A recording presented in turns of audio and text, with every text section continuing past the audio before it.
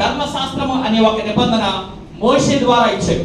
ఒక మాట ఇలా చెప్తారు, ఎవరైతే ఈ ధర్మశాస్త్రం అనబడిన నిబంధన పాటిస్తారో స్వకీయ సంపాద్యం అనగా అర్థం ఏంటంటే, నేను వారిని ఏదో ఒకటి మూల్యం చెల్లించి నేను నా సొత్తుగా కొనుక్కుంటాను అన్నాడు. అర్థమైందా మీకు?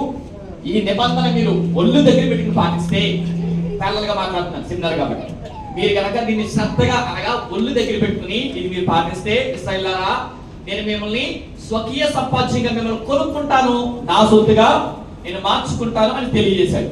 ఇది గొప్ప నిబంధన కాదా? మాట్లాడరే, గొప్ప నిబంధన. కాకపోతే ఇప్పుడు చూడండి కింద వచనాలు ఎలా ఉన్నాయి. హెబ్రీ పత్రిక 7వ అధ్యాయం 18వ వచనంలో మాట్లాడుతున్నాడు, ఆ ధర్మశాస్త్రపరమైన నిబంధన దేనికి సంపూర్ణ సిద్ధి కలుగు చేయలేదు, అలాగే ముందియ్యబడిన ఆజ్ఞ బలహీనమైనందున నిష్ప్రయోజనమైనందున అది నివారణ చేయబడింది. సంపూర్ణ సిద్ధి కలుగు చేయలేదు, నిష్ప్రయోజనమైనది.